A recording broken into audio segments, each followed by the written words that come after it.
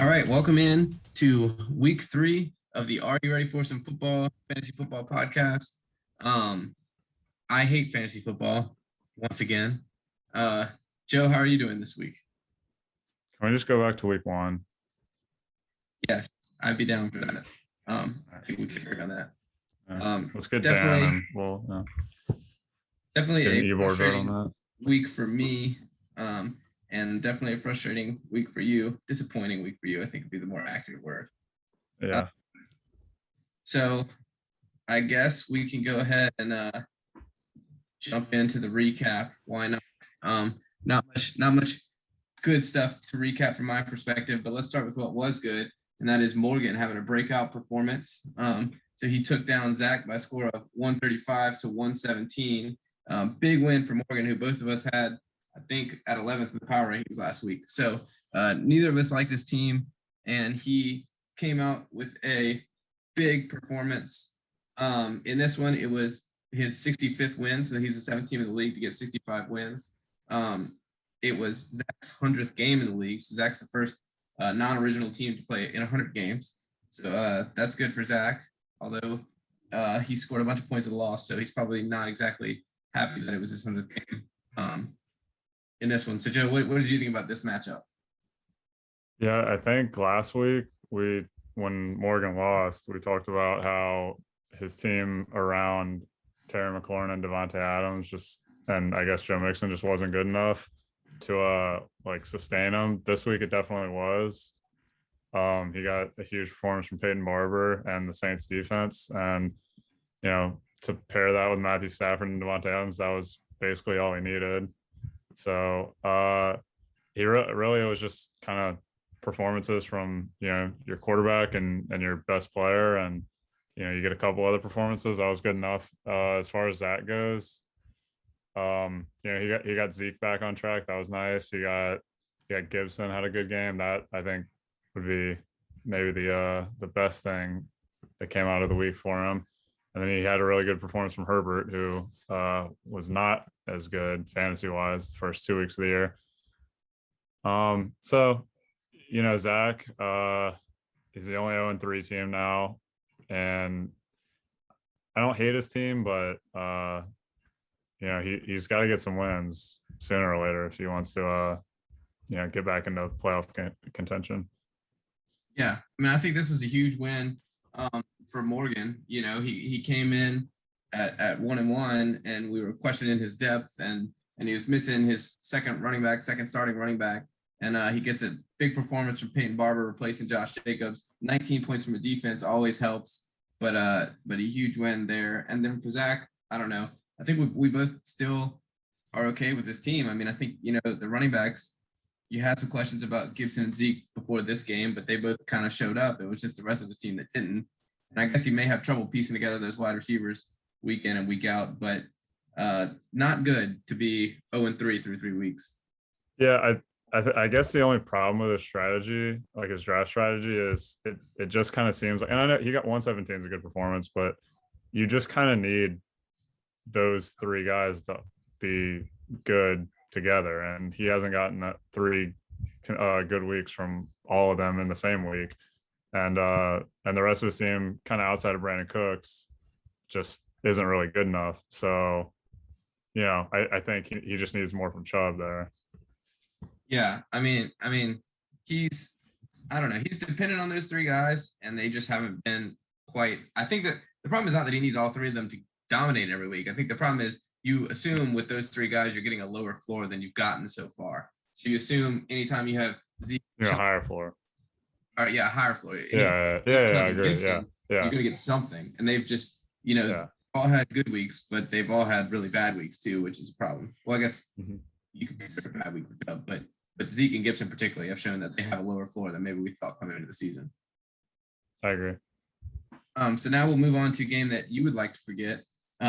Colin taking a big win, 130 to 87 over you, your second straight kind of dud of a performance, and another team that we started the season down on and have been kind of slowly moving up with a big performance, which is Colin with 130 points, of course, spearheaded by Josh Allen. So no real historical notes from this game. Joe, what do you think? Yeah, this one was over basically from like 1 o'clock on Sunday. It was like 66-3 or something like that when I first checked, and I was like, well, I don't think I need to deal with fantasy this week.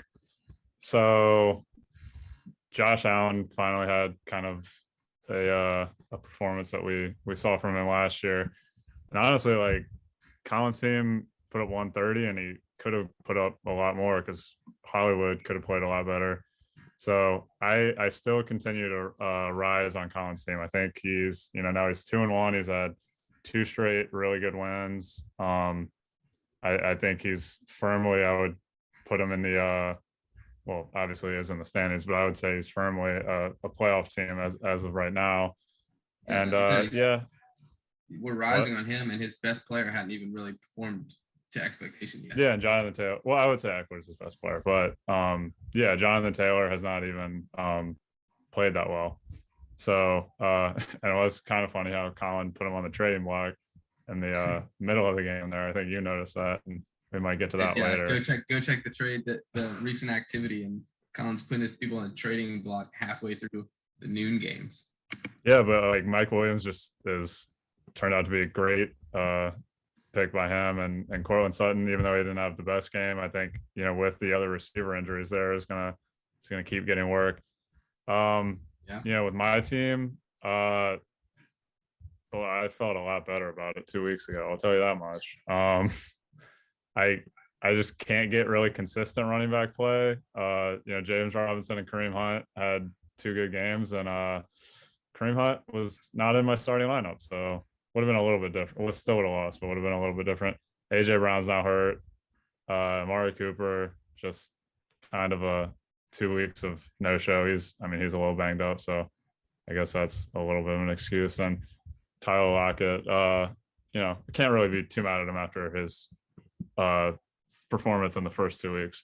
But I would say outside of Justin Jefferson and I guess Jalen Hurts' high floor, there's not a lot of positives to take for me. I mean, Jalen Hurts obviously played horrible. We were talking about it, and then you look the next morning and somebody's got almost 20 points. So yeah, like you said, it's very high. And I don't know.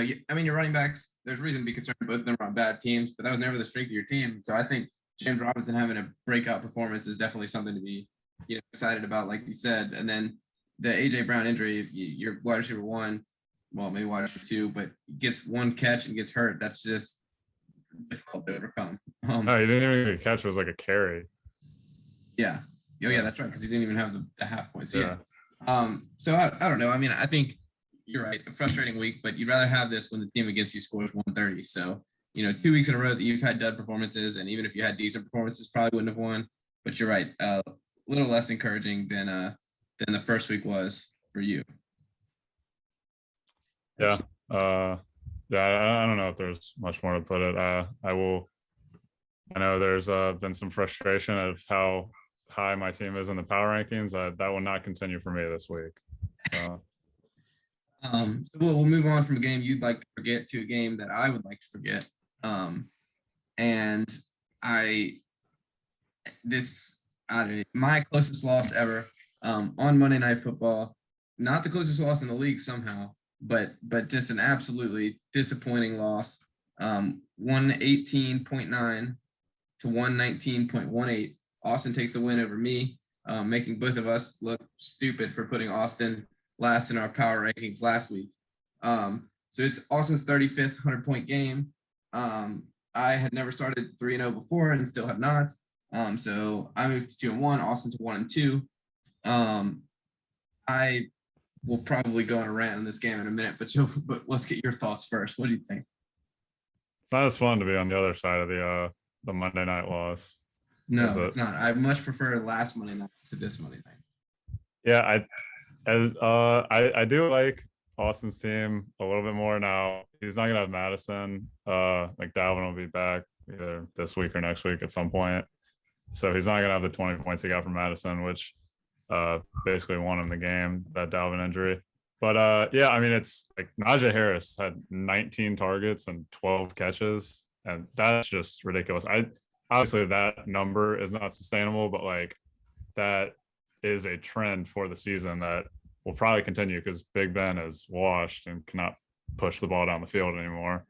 It was nice to see Clyde and Kittle get back. That's what he really needed because he's had two disappointing opens to the seasons for the both of them. So it was nice to get those two back on track a little bit. Tannehill, good game. Might not have his top two receivers this upcoming week, but he's shown that Austin doesn't have to dump him that yet. And for you, really, I would say my only question for you is it was whatever week for your team.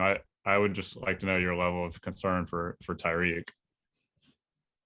I mean, there definitely is some concern. I mean, I think Tyreek is one of those guys that are going to be the big games and maybe not be quite as consistent, which a lot of wide receivers are. I don't think I'm not like trying to sell on Tyreek. I mean, I still like the Tyreek Mahomes stack. I still think I'm going to have good games, but I think the bigger concern is that the Chiefs have now lost twice in a row when the opponent came out with the obvious game plan of just shut down Tyreek and get Tyreek out of the game. And so you wonder if other teams around the league are watching that and thinking, oh, look, this is how you beat the Chiefs. And now we figured it out. And teams are going to just double Tyreek all year. But they're running like more zone against them, I think. Yeah. So I mean, I'm wondering if although we've seen 3 years of Tyreek being really good, and so I'm not sure that it's really gonna change my opinion totally based on 2 weeks, but there's a little bit of concern. Tyreek with a fumble, and I lose the game by 0.28 makes me frustrated at Tyreek, but I would say frustrated more than concerned is the right word. Like I said, I could go on a bit of a rant here, but like these are the games that just are brutally frustrating to lose because you're going against a team that you think going into the week you can beat. You play well, score the fourth most points in the league, and you still lose. And it's like the close. You want to win the close games. You want to win the games when you have a good week. You want to win the games when you're playing bad teams, and all of those seem like a perfect setup, and then I just barely lose. Yeah, you're right. What won him the game was Dalvin being out and getting essentially Dalvin Cook to stick in his lineup for at a flex spot. So that's going to happen. Injuries are going to happen, and this was just bad timing for me. Although I did benefit from some injuries. DeAndre Hopkins only got like 3 points because he was clearly very limited. So I don't know. This was just a frustrating game. I mean, I was watching the Steelers game and it's like every single play they were looking for Najee Harris, and the Chiefs got Clyde very involved, which they haven't been doing this year. Kittle was more involved than he's been all year. And then the icing on the cake. I'm watching. Well, there's multiple icings on the cake, but I'm watching the Cardinals Jaguars game at the end, which all that's in that is his defense. I don't know why I'm watching. It's just the only game that was on, and I'm watching his defense. And the last play of the game, the Jags are in the red zone. They're at like the 15-yard line. And I'm thinking, okay, well, it's going to be good. They could, maybe get a touchdown and he'll lose like 2 points right here at the end. And what happens instead is that Trevor Lawrence gets sacked and fumbles on one play. His defense gets 3 points. And then I lose by 0.28 points. So you had that, you had a Tyreek fumble, and then you had Miles Sanders getting 2 carries on Monday Night Football. So yeah, this was a very frustrating week. My level of concern on Miles Sanders is high. You should have asked that question because Tyreek, I'm not nearly as concerned about. I'm more concerned about my starting running back getting 5 touches all game. But we were concerned about Miles Sanders going into the year, so I don't. Yeah, is this like that shocking? More than 5 touches, I guess.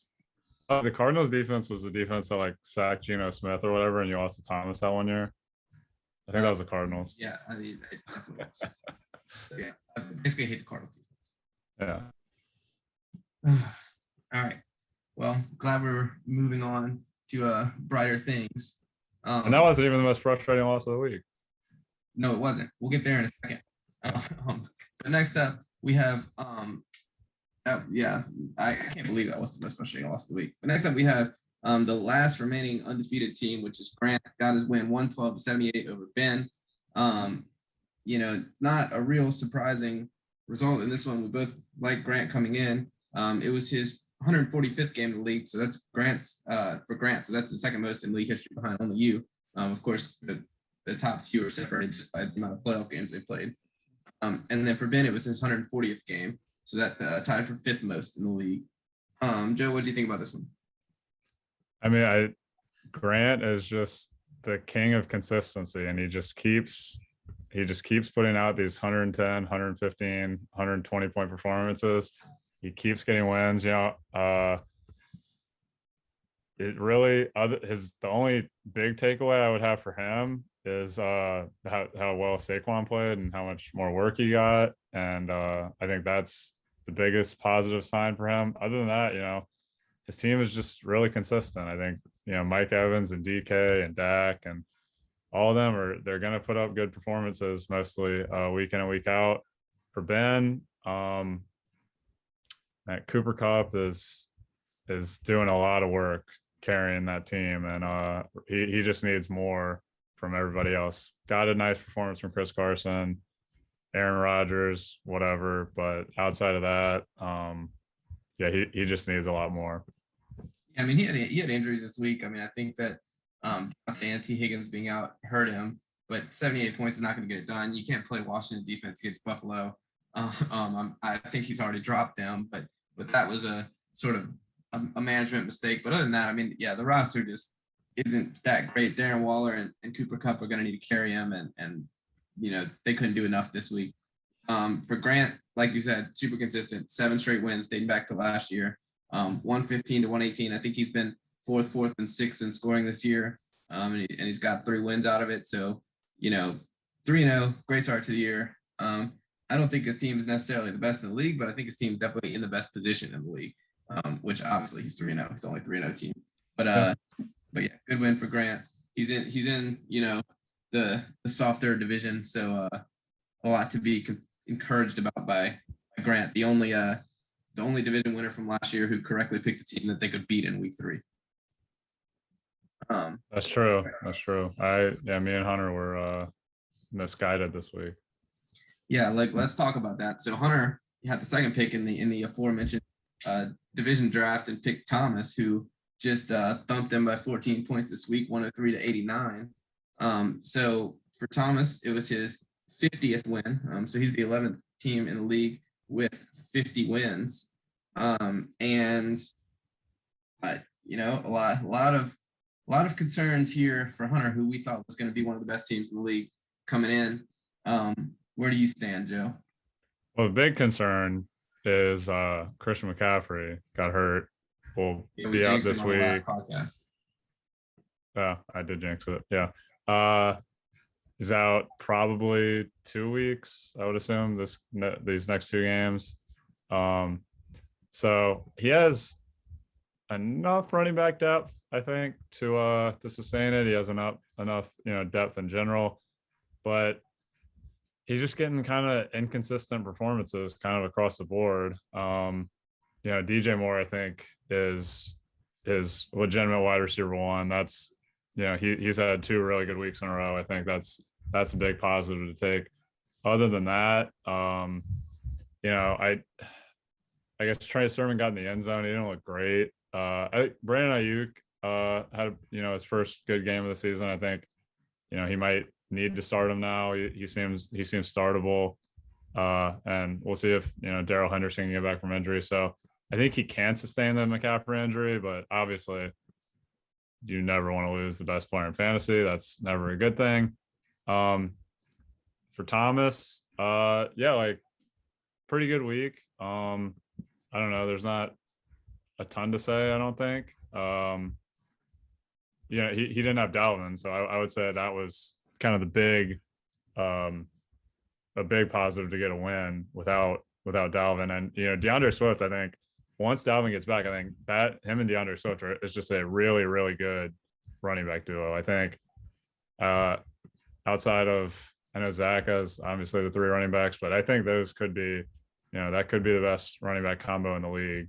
You're forgetting about Dan. Maybe you're not. Oh yeah, and Dan. My bad. Yeah, I'm forgetting about Dan. So yeah, probably outside of Dan, because I probably like those 2 more than any combination of Zach's running back. So he probably has, DeAndre Swift and Dalvin's probably the second best running back duo in the league. And Jamar, another touchdown. Thomas's team is good. I don't know what to say. He gets mad at me for, these I think, fair rankings of his team, but his team's good. So Yeah. No, I agree with you. I think his team's really good. I think this was a nice win for him.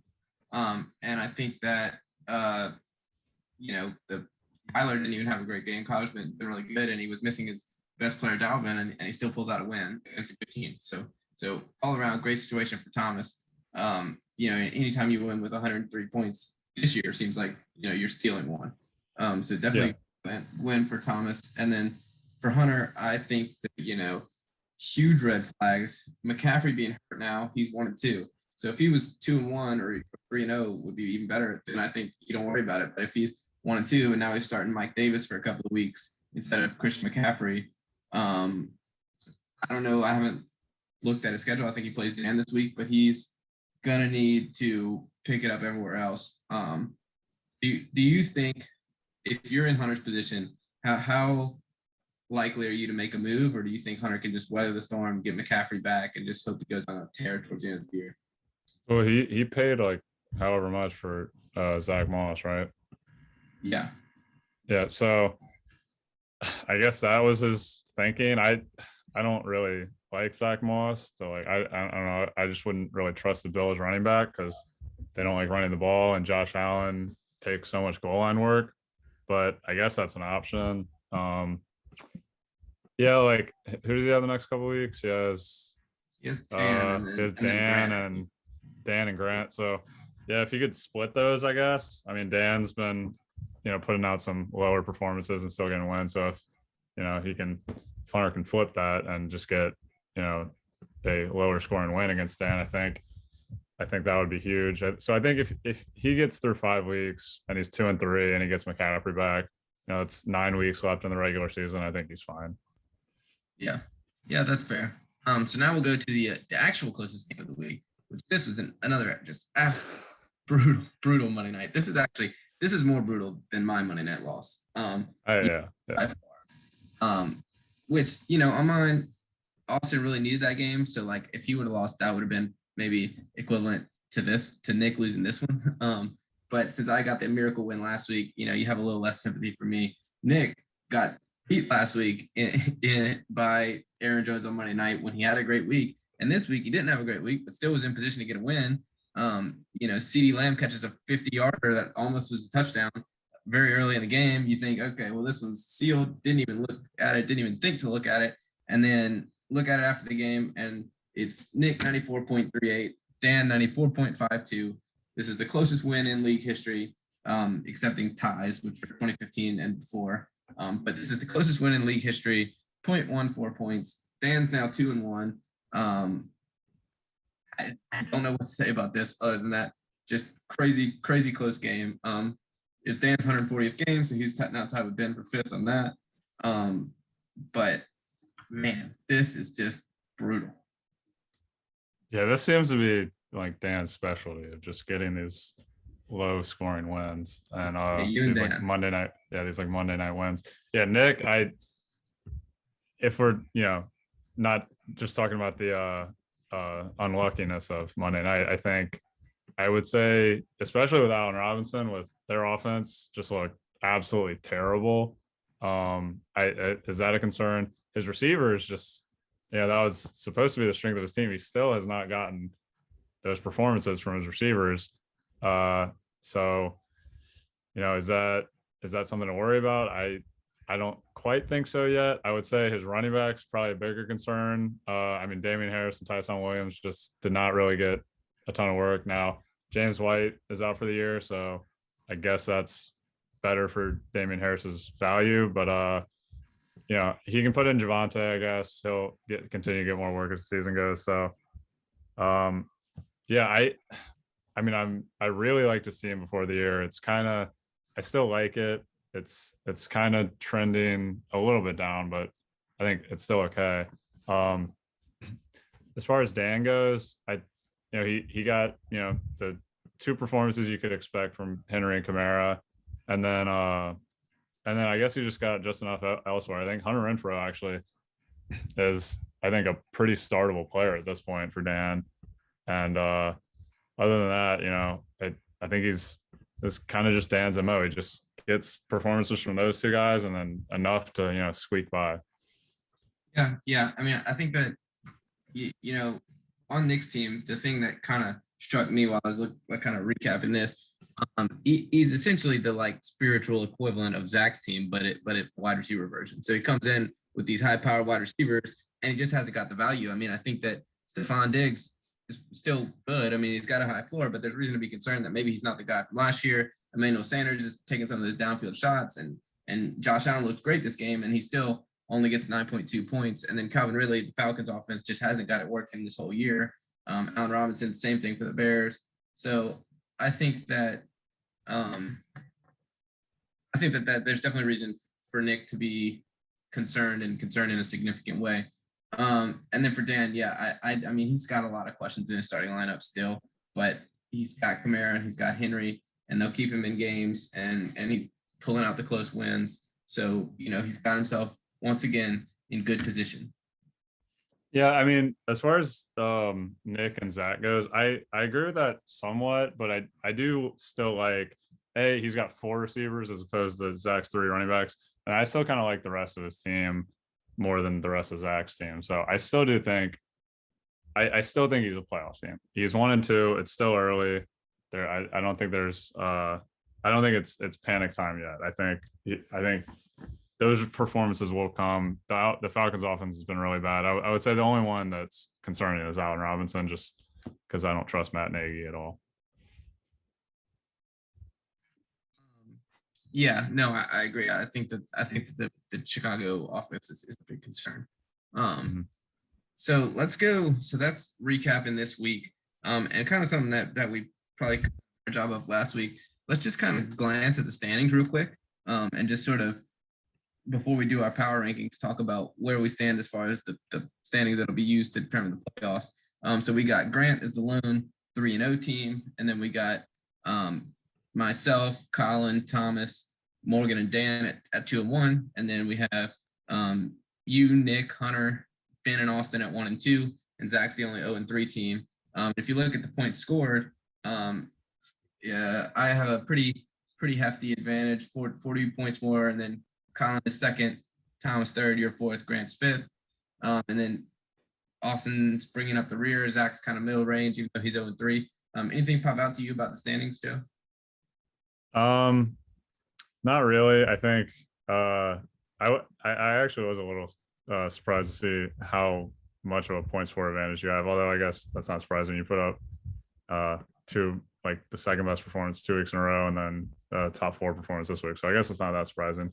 But other than that, yeah, I think it's about par for the course. I think Zach's obviously gotten pretty unlucky, and I mean, Zach's points against is essentially the same as my score. So he's yeah. So yeah. I mean, that would be like 130, like 135. Yeah. So that's you would hope that for him that would flip the other way as the season goes. But yeah, meanwhile, I think 3-0 and giving up 89 points a game. So they've definitely been some schedule luck involved. Yeah, in those two definitely.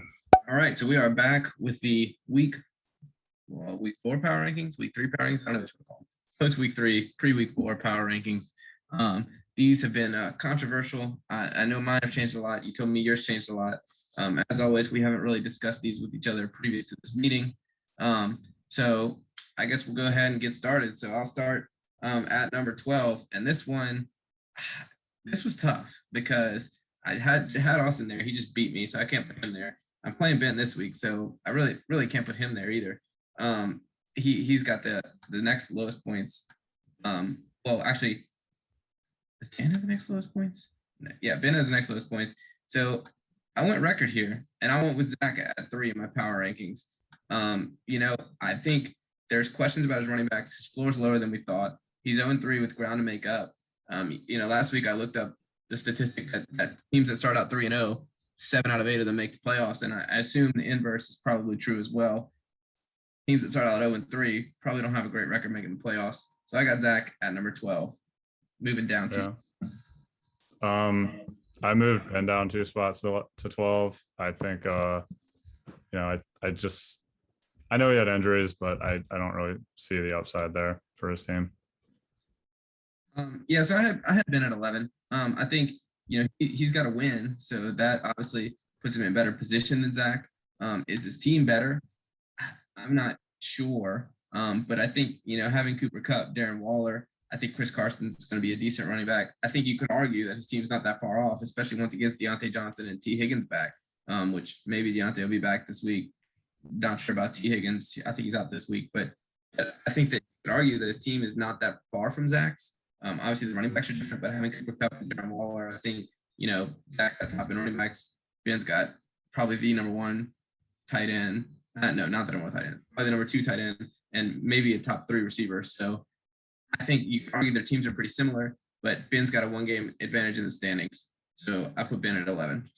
Yeah, I put Zach at 11, kind of because he's 0-3, and yeah, I don't love his team. I should have prefaced. I do think all of this is really close. Like I had no fucking idea after this week of where to rank no idea people. where I was going. And I was like, I think so. I like obviously there's like kind of tiers, but I think all of this is really close, and you can make a lot of cases for guys at different spots. Yeah. This is a difficult one. The 10th spot, and the team I wound up with is 2-1, which is Morgan. And he just scored the most points this week. And I don't feel good about putting him at 10th right off his number one scoring week. But I don't think you can. I mean, well, you obviously can't rely on Peyton Barber, and I think this was kind of our complaint with another team earlier this year, but his flex depth is just rough. I mean, Cole Beasley, Michael Pittman, don't love those. Pittman's okay. He's okay. Yeah, I mean, Cole Beasley's also okay, but I don't love those options. I mean, he's got Devontae Adams, who's been looking good. I'm surprised he's not dead, to be honest. Yeah. Yeah. Or Devontae Adams and Terry McLaurin. Starting Dawson Knox at the tight end is very concerning. And then Joe Mixon, through week one, I thought maybe he could be, a top half RB1. Doesn't look like that anymore. I don't know. There's not a lot that makes me excited besides the wide receivers, but I don't know. I just don't think this team is that great. It's got some lucky wins. I got Morgan at 10. Okay, I have Austin at 10. He beat you. That's a good win. But I think that sack fumble in Arizona doesn't happen, and he's probably last in my rankings again if he doesn't win that game, that matchup. But he did. So, and it was a good, pretty good performance. I think Clyde and Kittle, it's pretty good to get them back. But I still don't love his team. I got him at 9. I actually, I think it was sort of between him and Morgan, but you could also make a case for him to be ahead of a couple of teams ahead of him. And the reason why is because I think we thought his running backs were going to be good, and they hadn't been, so we had him down at 12. But now, if Najee's going to get, I mean, he's obviously not going to get 20 targets a game, but if he gets 10 targets a game, I mean, they're checking it down all the time. I think he's going to be a really good running back. And then DeAndre Hopkins and Antonio Brown were basically both missing this week, and he still got to win. George Kittle is going to only get more involved. And then Tony Pollard, I think, looks like a good flex. Our big question was his flexes. Tony Pollard looks like he's going to be a playable flex all year. And then I think he's got A.J. Dillon, Alexander Madison on his bench. So, in week, he can just get a free top 5 running back and pick up a win, which I don't think is true for Morgan. Yeah, but like he had Madison this week, so that kind of offsets the Antonio Brown and Hopkins stuff. That's true.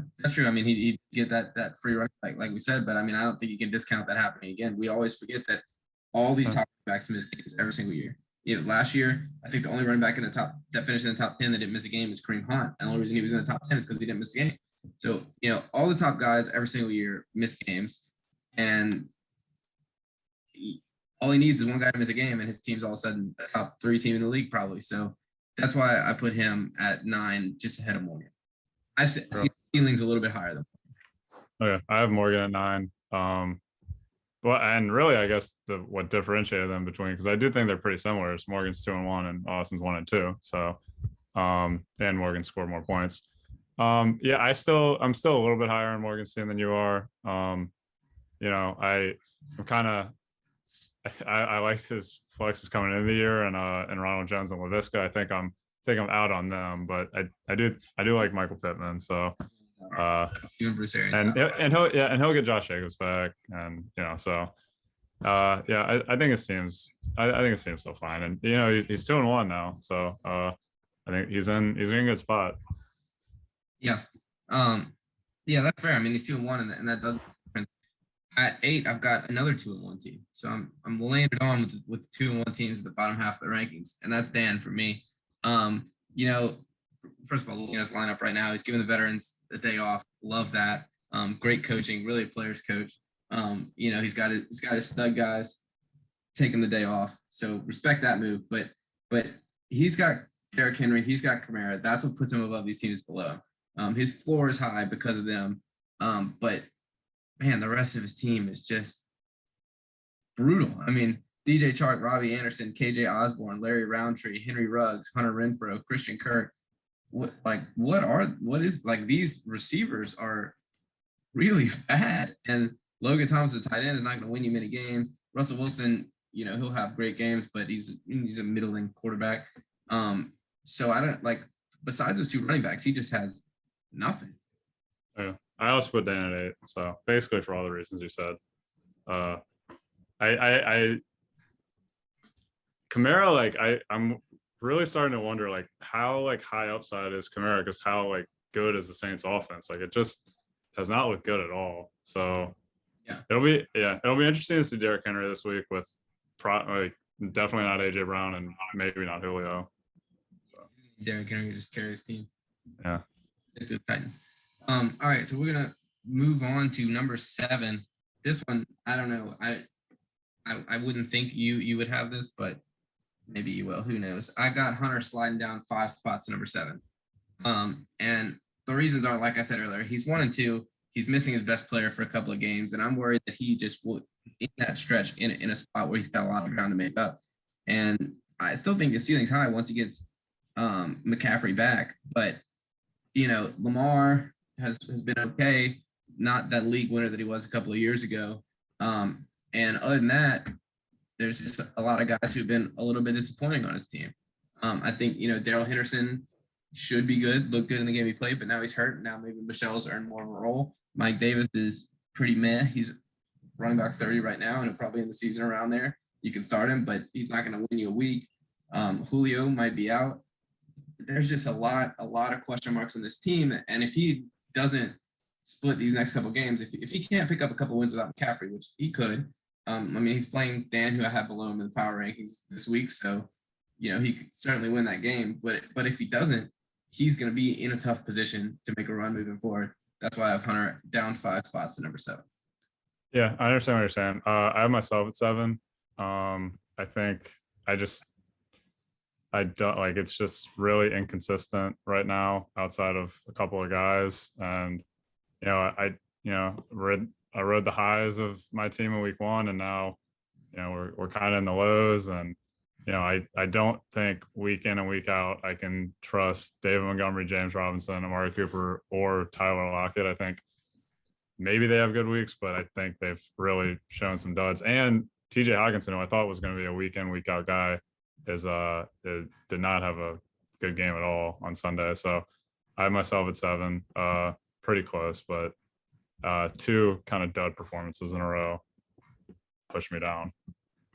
So we'll keep moving. At number 6, I've got another team who I was very high on at the beginning of the year. It's just been, just slid down 5 spots this week, which is Nick.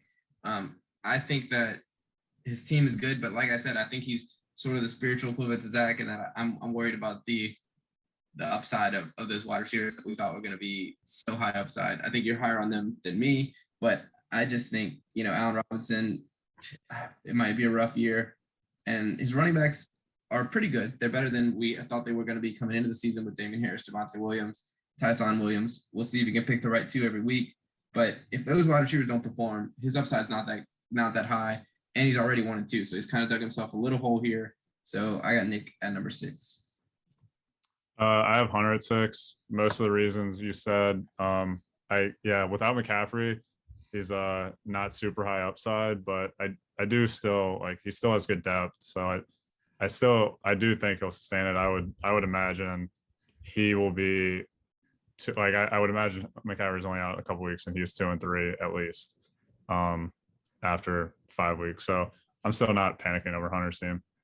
Yeah, I mean, if he splits these games, he's gonna move back up my rankings once he gets McCaffrey back. I've got you at 5. That's so I got you down. Let's see, I had you at 2 last week, so I got you down 3 spots. I agree. A couple of disappointing weeks in a row. Now you're missing, arguably your best receiver, arguably your best player for a couple of weeks.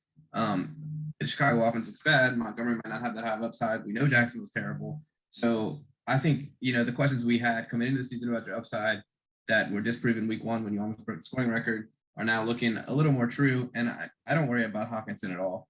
I mean, he had a bad week this week, but that you're not going to have a tight end that's just a bang on, have a tight end one every week. But you do have some inconsistent guys, Amari Cooper, Tyler Lockett. So I think there's reasons to be concerned. I got you at 5.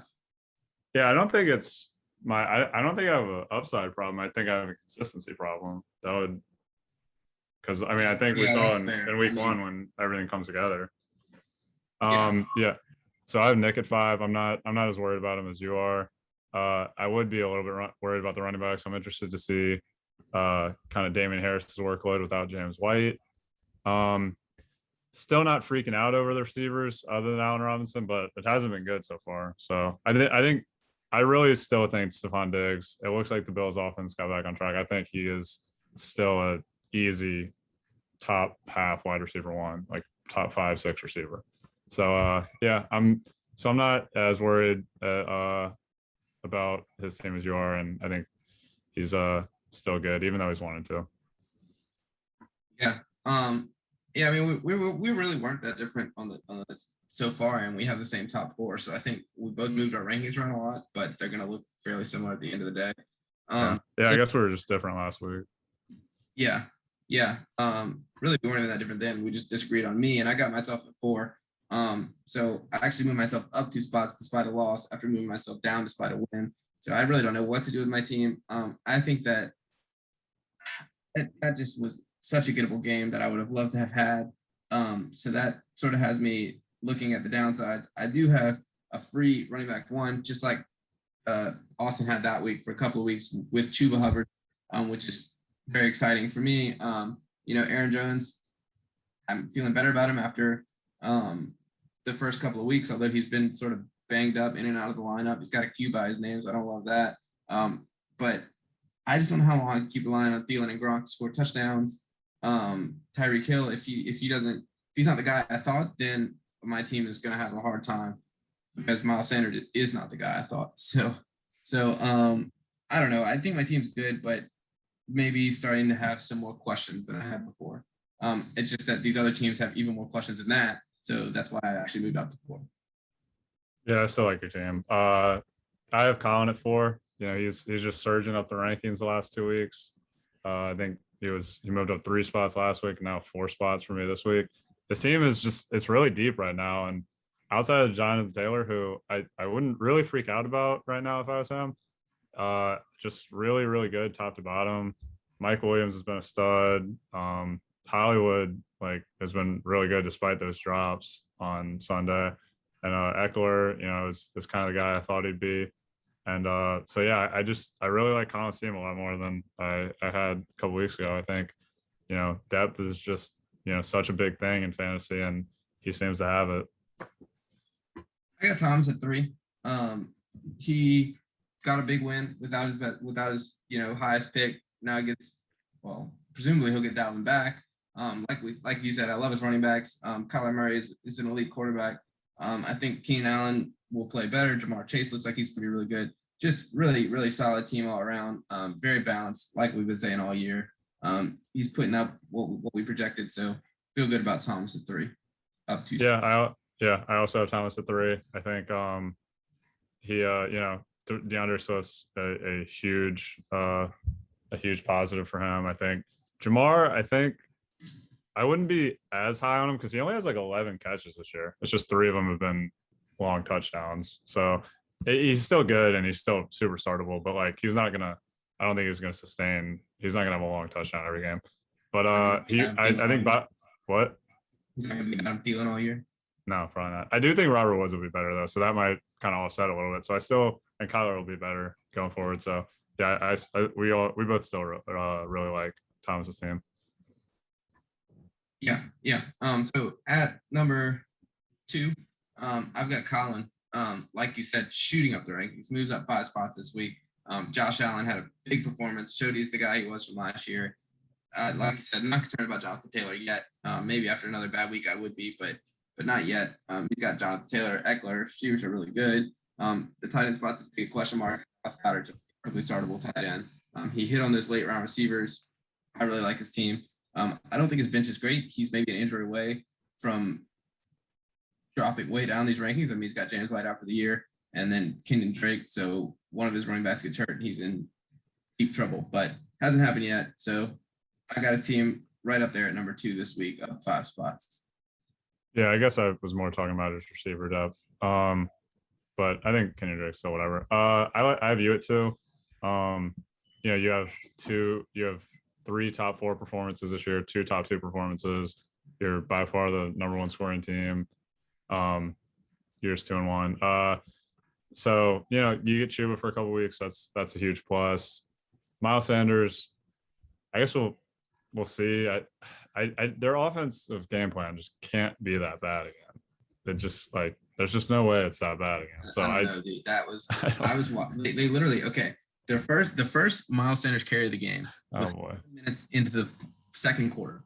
So this is like 23 minutes in the game. He gets his first carry. He goes for 24 yards, and he got the ball one more carry the rest of the game. So they clearly don't care at all about running the ball, which maybe is a good strategy, but it's a very annoying strategy for fantasy. So I don't know. I will not put anything past Nick Sirianni or whatever the hell his name is. Well, whatever. You still put up a top 3 week without your best player and playing that well.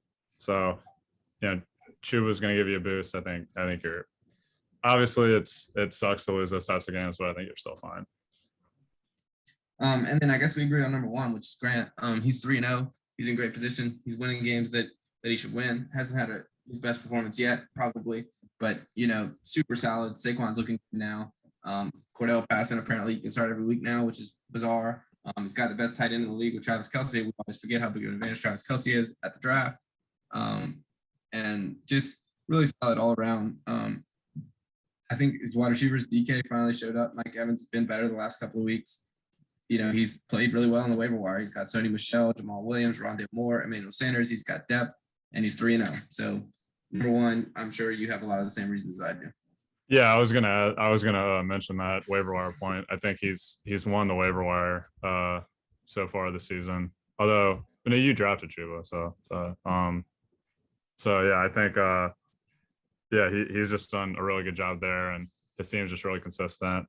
Running back 2, still a concern, but he can kind of patch that together. Cordero is looking pretty startable, like you said. So Grant's just the most consistent team in the league this year. I guess you might be, but he's 3-0 and you're 2-1. So that would separate him as my number 1 team. All right, so let's talk about the waivers. So we said we would do this since we're recording on Wednesday. So with the waivers this week, the big move obviously was Hunter paying up $53 for Zach Moss. Joe, what are your thoughts on that move for Hunter? Yeah, I think I mentioned it earlier. I don't love it. I get that maybe he felt like he had to because he lost McCaffrey, but I just wouldn't have freaked out that much, and I don't know what his reasoning was, but it just feels like an overpay for the Bills running back. I just don't think the Bills starting running back is that valuable. Yeah, I agree, and I'm not even sure that he's fully their starter. I mean, they still got Singletary. Yeah, I think Moss played more snaps, but it's close to 50-50. It's just that Moss has fallen in the end zone a couple of times. But I mean, if he's going to start him, I guess it's an okay price. The next bid was 15, so or 14, so he definitely Jeez, I didn't know that. Oh, yeah, definitely overshot a little bit, but hey, he really needed a running back. He's missing McCaffrey, so I don't love that move either. But Tim Patrick for $15 for Austin, good deal. Outbid Nick by 2. Nick got outbid on Moss and Tim Patrick by just a couple. And then Hunter going big in on the Bengals defense for $11 too. So I guess he's trying to make it up elsewhere, see if he can sneak a win without McCaffrey. I guess when you're missing your stud, if you can get some guys off the waiver wire that'll help you get a win, why not? I guess that's his logic. Yeah. Um, Not to, I don't like not to gas up myself or anything, but like I like the Titans defense that I got for $2 way more than the Bengals for 11. I don't know it. Hunter just went crazy on the waiver wire this week. I don't know what he was thinking. yeah, I guess he just doing whatever it takes to get a win without McCaffrey. I'm just I also guess. kind of glancing at the waiver budgets. Grant, who we've been saying has dominated the waivers this year, has the second highest budget remaining. So Collins got his full 200, and then Grant's sitting there with 194. So excellent management of the waiver wire by him so far, and maybe that's why he's won back-to-back titles. Currently has 194. 194 is a lot. No, I know. All right, he still has 194 is what I meant. Yeah, because I feel like he's been using it really well. So even those guys up post waivers. Yeah, so that's really good use. Yeah. Hats off to him. So all right, Joe, do you want to do another segment? I don't have any brilliant segment ideas. I have a trade if we want to do that. But Yeah, let's do that. I didn't prepare. Really, I don't. So Colin put Jonathan Taylor on the block. So I had Jonathan Taylor and Hollywood to Morgan for Joe Mixon. I think if you want to buy a little bit low on Jonathan Taylor, I think Joe Mixon's been a little bit better than him this year. Not a little bit. I would say definitely better than him this year. The Bengals have more committed to running the ball, and Morgan needs depth. So if he wants to, sell his best running back for, still a startable running back, and then another guy he could put in his flex, I think that would be, a thing to consider for him. And then for Colin, I think you have the receiver depth to kind of make that upgrade at running back. Yeah, I don't mind that deal. I think that would be kind of a personal thing for Colin, because I think I'd still rather Taylor than Mixon the rest of the season. They're definitely very close. I don't think I'd pay to make that swap. But if you're trying to move on for Taylor, I don't think that'd be a bad way to do it. Yeah. Okay. I didn't prepare a trade, but I have heard from sources within the league. I have my finger on the pulse of the league. There was a 3-way trade that was proposed, and isn't going to go through. But I kind of thought it was an interesting trade, so I'm just going to get your take on it. So it's a 3-way trade between Austin, Zach, and Ben. So for Ben, he was trading away Waller and receiving George Kittle and Elijah Mitchell. Thoughts on that for Ben? I was thinking Elijah Wilson. No, I really like that for Ben, because I think Waller and Kittle. I like Waller a little bit more, but I definitely would take. I think I would take Elijah Mitchell as kind of that. That's kind of a second for downgrade. I like that for Ben. Like it for Ben. So for Zach, he was trading away Nick Chubb, Brandon Cooks, Elijah Mitchell, and Justin Herbert, and getting in return Waller and DeAndre Hopkins. Who was the second guy? Nick Chubb and who? Brandon Cooks and Mitchell and Herbert. Yeah, that's a lot to give up. I don't know if I'd do that if I was Zach.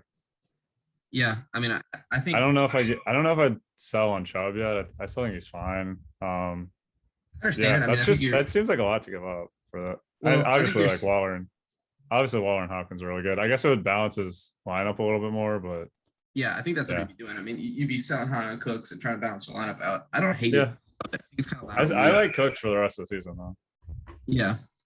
So yeah, I mean, I think it would depend on your view on Cooks. Like, I think, I don't know. I don't mind it, but yeah, I don't think he would have to do that. I think that'd be kind of a bit of a gamble. And then the last team would be Austin. So Austin would be getting George Kittle and DeAndre Hopkins. Wait, no. Giving up. And DeAndre Hopkins for Nick Chubb, Brandon Cooks, Justin Herbert.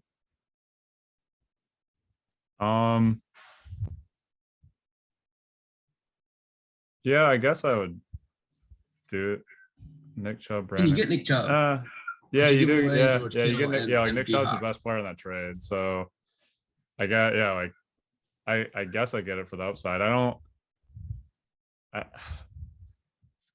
know. I would definitely do that if it was Ben. I'm kind of questioning the Austin and Zach side of it, but I mean, if Austin had Najee, Clyde, Tony Pollard, and Nick Chubb, that'd be pretty good. but Yeah, but then he's just basically like giving up punting. Kittle. Yeah, then well, you said he's getting Brandon Cooks. Yeah, Okay, yeah, and then I Justin could see Herbert. that. Yeah, like having Brandon Cooks and AB, those are like startable guys. Yeah, I could see that for Austin actually. But then you're just punting tight end essentially. But there's a lot of teams punting. Yeah, you can just stream there. Yeah. So anyway, I heard about that trade offer. It didn't go through. I thought it was interesting. Something to discuss. Yeah, I like 3-team. I want to promote 3-team trades. I think that keeps the league interesting. Me too. Should have gone through. Should have done it just. Anyway, all right. So we'll be back with a guest in just a few minutes. Well, actually, in like 1 second for y'all. We are joined now by the 2017 DJ winner, Austin Gaudin, who also beat me in a excruciating game this week on Monday Night Football. Austin, you didn't hear it earlier, but you'll hear it when you listen to the podcast. I have a lot of thoughts about that game. But I guess we could start there. Did you watch the game? What was your thought process? What were you doing for the game? I was watching it, and I was very excited by the game script, like early on, but then Miles Sanders passed me for like 2 quarters, and I was kind of getting nervous, but then they finally gave Tony the ball again. And it was essentially like, so you started out with a very slight lead, and Pollard had a couple nice runs in the first quarter. You had sort of built a little bit bigger lead, and then I caught up and was ahead of you by like half a point for like a real long time. But Miles Sanders neither of them were getting the ball. It was like both of them like were just completely forgotten about. Yeah, but neither of them are like the team starting running backs, right? I think mine. But yeah, I'm a little worried about Tony's future now. True. We'll see. Still starting him this week. Yeah. No, I mean, Tony Pollard has been really good this year. As far as like acquisitions, that was like a big pickup for you for free off the waiver wire. I'm pretty surprised that he's like he paid for him. Yeah, I think I paid like $5. Oh, okay. Yeah, but I mean, I'm pretty surprised. How do you feel about your team overall? Cautiously optimistic. Excited about Tim Patrick, new addition to the squad. Really just need wide receivers that can score like 10 points semi-consistently, besides D-Hop. Quintez Cephas wasn't getting it done? Quintez Cephas, I was all in on him, and then I'm out on the Lions. I still got the Tyrell eventually, and got Josh Ford maybe. Doesn't help that they only throw to their running backs. Yeah, I'm kind of out on the Lions as a team, but we'll see. I wish I could be, but I can't. I guess my only question or first question would be kind of how much better do you feel about Clyde and Kittle now after this week? I feel like they both showed like what they can do. That's what I drafted them to do. I mean, Greg, I think, is going to keep doing that. We'll see about Clyde. Yeah. What about? I mean, okay. Did you watch any of the Steelers game? No. That was outrageous. It was like every single play was like a pass to Najee Harris. That was like the thing about your team is that the running backs were disappointing through 2 weeks, but then last week like they were so involved that like that has to be a huge positive. Yeah, I'm really excited about him since it seems like Big Ben can't throw the ball like far down the field at all. So yeah, Big Ben's basically toast. Their O-line's still like terrible though, because I saw like he gets hit on like behind the line of scrimmage on like 70% of his touches. Part of that might be that he can't move. Najee? I think he's saying Najee. Oh, I think about Big Ben. No, Najee. No. I don't think their O-line's good. But he's just gonna get enough work that it won't matter. Yeah, no, I agree with that. I really like him. I'm just saying. Like I don't think he'd be like a top 5 guy, but I think he's definitely gonna be like a top 10 guy. I think he may. Yeah, well, if he stays healthy, he'll be a top 5 guy because, like you were saying, that just most guys don't stay healthy. Yeah.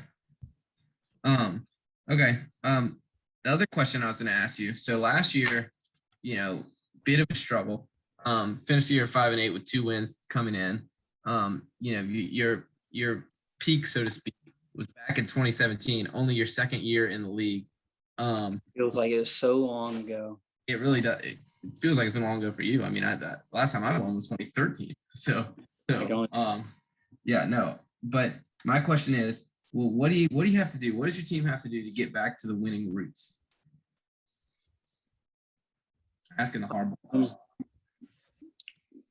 I mean, the worst part is I don't even really remember who was on my winning team. I know I had Levy on. I had him in his last good year. So I really just need my Wouldn't running back. recommend picking him up. Yeah, no. I tried to get him earlier this year, but I'm glad I couldn't.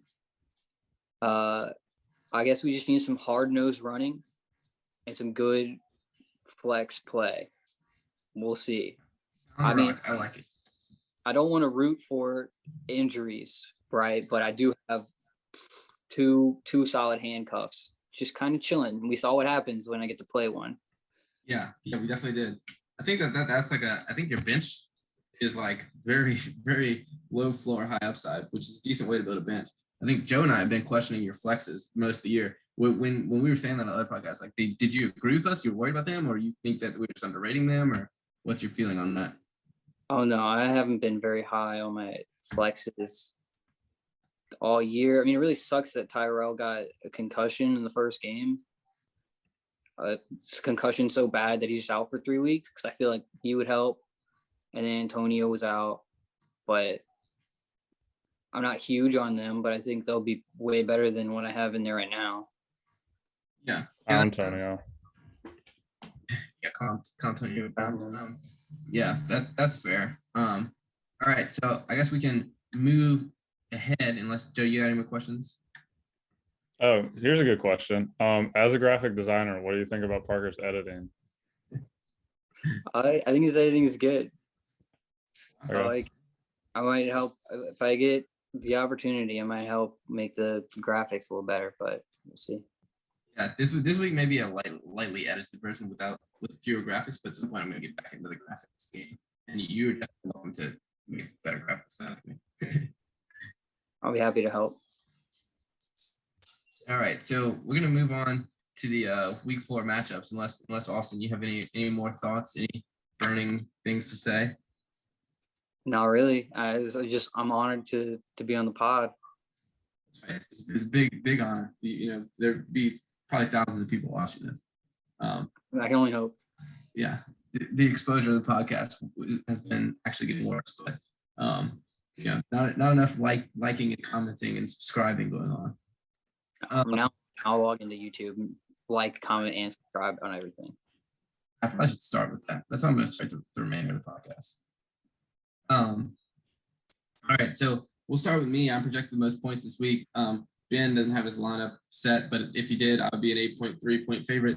So we'll set the line at me minus 8.3 versus Ben. Joe, what's your pick?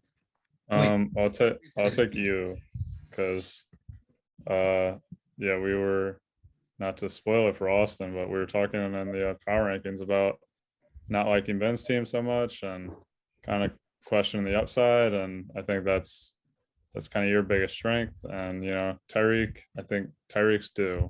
He's had a couple of rough weeks, so he's due to get back on track.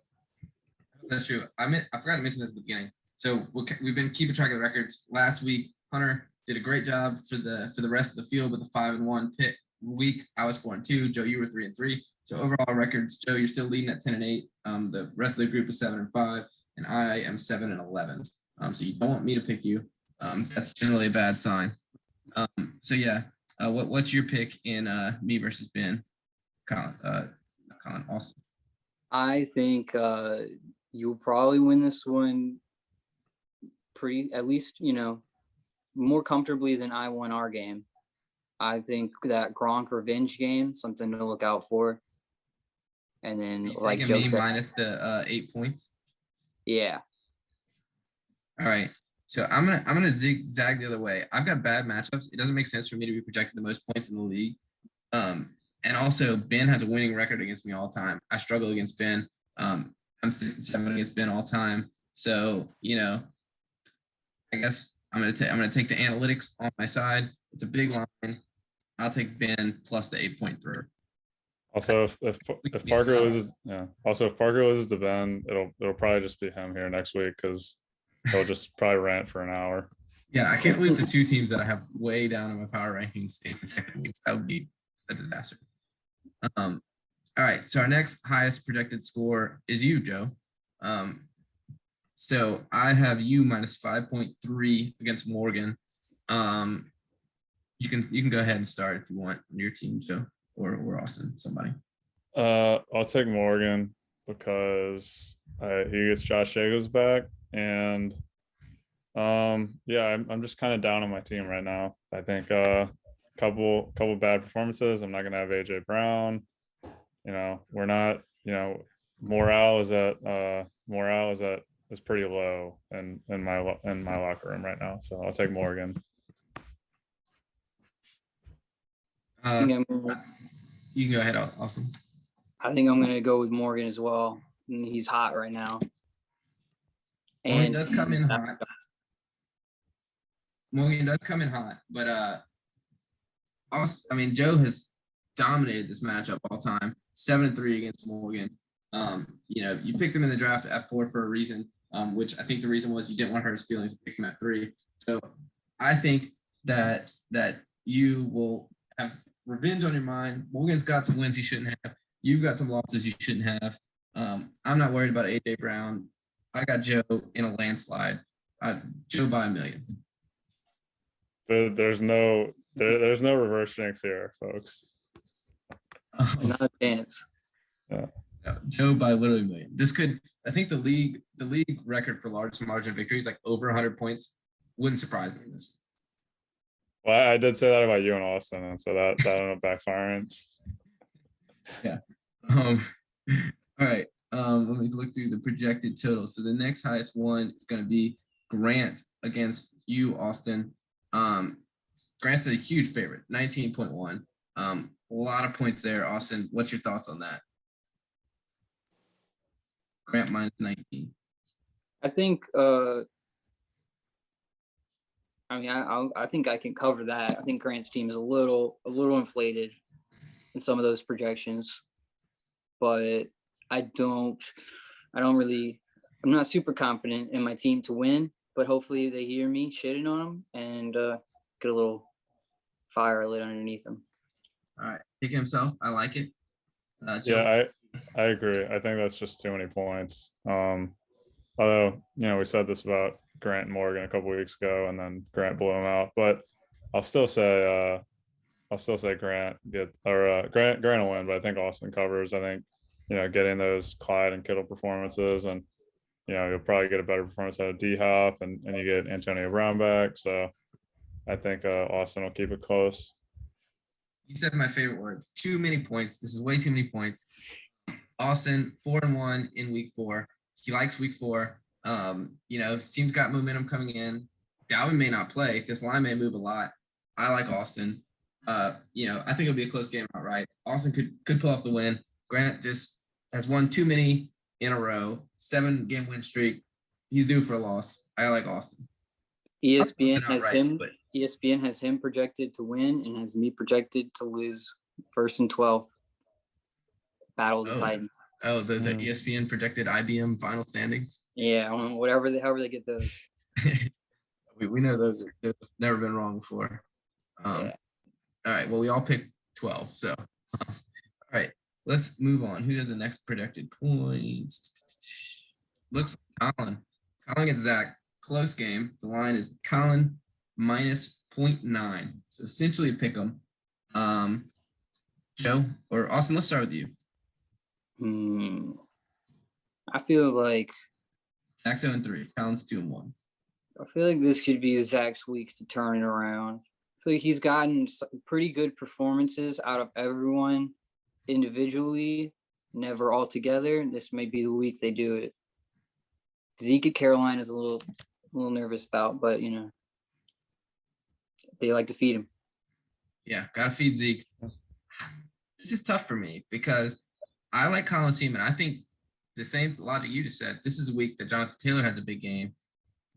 It's toss-up game, but I just think Colin's team is better. And so I will take Colin, even though Zach 6-3 all time against Colin. So I'll take Colin on this one. Going against the analytics. Yeah, this one's really close. I think I'll take Colin. I think, we've been talking of his team a little bit. I think Josh Allen, I think, is going to have a huge game against the Texans. I think the Monday night game, he's got 2 guys on Monday night, should be pretty high scoring. So I like Colin. And I think the Bucs are going to kill the Patriots, and Brady's just going to throw like a ton of touchdowns. Chris Godwin bound to catch a couple of them. He's bound to catch a couple. Ooh. All right. Now we have Hunter and Dan. Difficult to get this line because Dan got his